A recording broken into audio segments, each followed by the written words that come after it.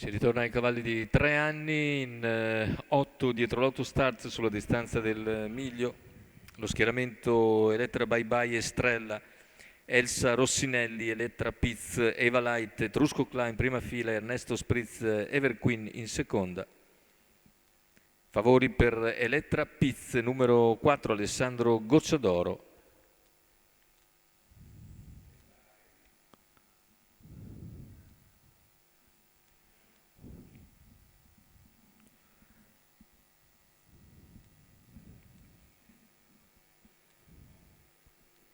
Partenza veloci Elsa Rossinelli, Elettra Pizze all'esterno Etrusco Cla. Elsa Rossinelli cerca di difendere la posizione ma insiste, passa Elettra Pizze che all'esterno Etrusco che tenta poi di accodarsi, il posto non c'è quindi rimane a largo Etrusco Cla. Più indietro Estrella, poi il resto dei concorrenti con la progressione esterna da parte di Ernesto Spritz. Intanto 28,9 per i 400 iniziali.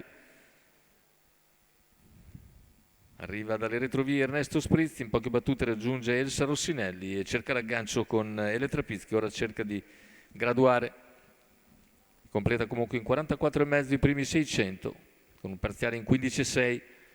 Ora davanti alle tribune in vantaggio Elettra Piz, Ernesto si porta il suo esterno e la copre quasi all'altezza degli 800 in 59. I due in pariglia con la femmina che accelera nuovamente, costringe il maschio ad accodarsi dopo un chilometro in 1:13,9. Gli altri sempre condotti da Elsa Rossinelli. Poi Estrella torna nuovamente al largo però Ernesto Spritz a 400 dalla conclusione appariglia completamente Elettra Piz per avvantaggiarsi sulla curva conclusiva e cercare di scendere alla corda a metà della piegata. Mancano 300 metri alla conclusione, passa Ernesto Spritz nei confronti di Elettra Piz. Elsa sbaglia però Ernesto. Sbaglia Ernesto Spritz all'imbocco della retta d'arrivo e così si ritrova nuovamente in vantaggio Elettra Piz che deve difendersi da Elsa Rossinelli. Numero 7 tutte Ernesto un po' ferme Spritz, nel finale squalificato.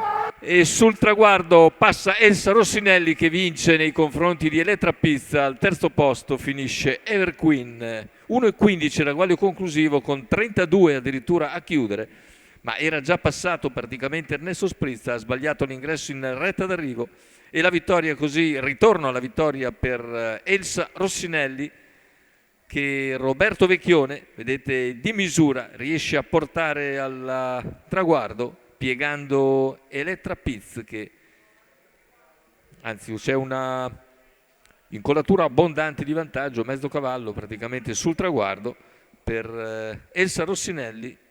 Roberto Vecchione al training, Holger Ehlert al training per la scuderia Golfo dei Poeti. Rivediamo le battute finali con Elsa Rossinelli che piega di misura ma abbastanza nettamente Elettra Piz. Al terzo posto finisce Everqueen.